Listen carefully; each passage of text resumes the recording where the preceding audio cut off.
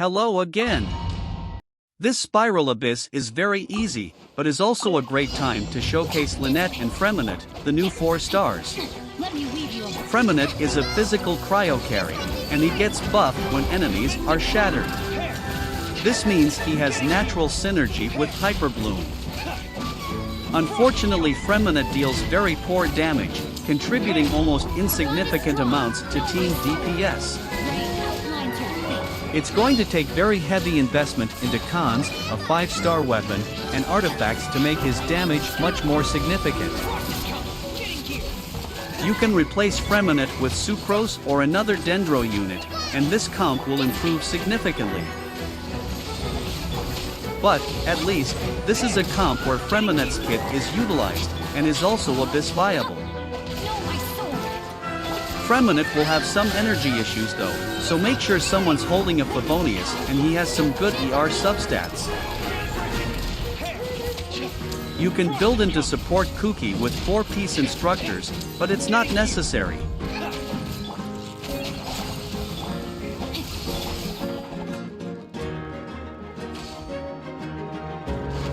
On the other hand, Lynette has a bit more long-term viability. Her CC is non-existent, but she's still an Anemo unit that can go either with crit or EM. You can consider Hirugia as a form of CC, stunning enemies and disabling strong enemy attacks. In fact, we will use this later to disable the enemy super modes on the next chambers. Disabling those modes will really help out, as we don't have shields to prevent us getting one-shot by attacks. The rest of the team is just the Shangling Bennett combo, with Fischl added instead of the usual Rosaria, because Capelius has 70% cryo resistance. Overload's usual issue of knocking back enemies don't happen here as enemies are too heavy, so it's a fine choice for the entire half.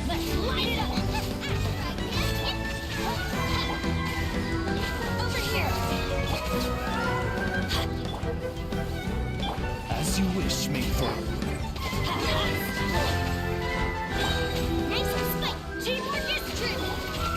Shimano, let the magic begin. You're toast. I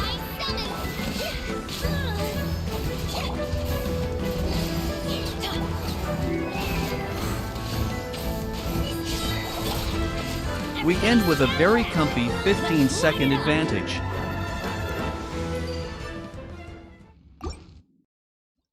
The Emperor of Fire and Iron has surprisingly low HP, even with his Pyro Horn Shield. Swirling Hydro is recommended here. While many attacks can't hit the horns, swirls have vertical AoE that can hit the horns even when raised. Unfortunately, we don't have swirls in this comp, but we'll still get an acceptable, if rather slow, clear time. This boss is also the reason why I didn't bring Dendro Traveler. The Dendro core will explode from all the pyro on the ground.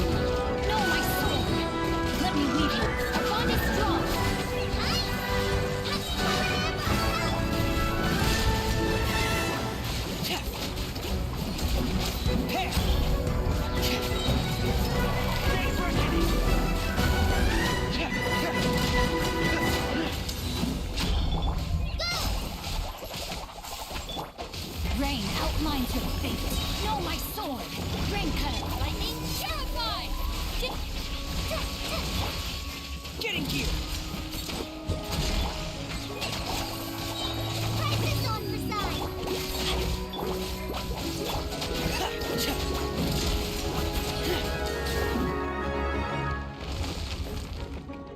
The threat for this half are the upcoming Breacher Primus. If you have an Anemo grouper, the first wave of enemies will be easier. Let's light it up. Bloom as the flowers in Guraman. Pause, reveal. Over here. Midnight Phantasm. The magic begins. When shielded, these Primus enter a super state where they get powerful, hard-hitting attacks. Lynette can disable these super modes. We disable the Geo Primus first because its attacks are more deadly. Off we go, everybody stand. With their super modes gone, they are much less of a threat. I hope you can see the value of Lynette as a disabler unit, who provides CC via Numa application. Teamwork is dreamwork. This gives her a small niche against other Anemo CC units.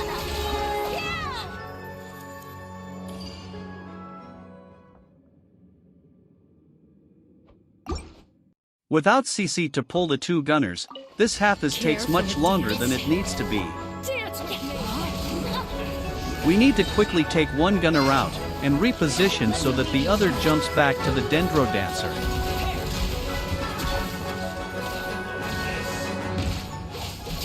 Our bond is strong. Shouldn't get careless.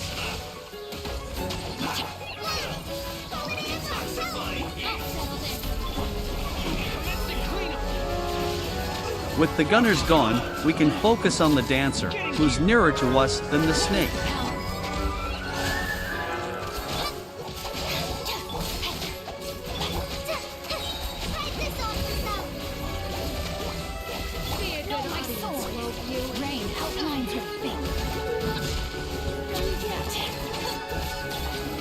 Time to act. The last mecha group has a gunner, a dancer, and a buffing unit.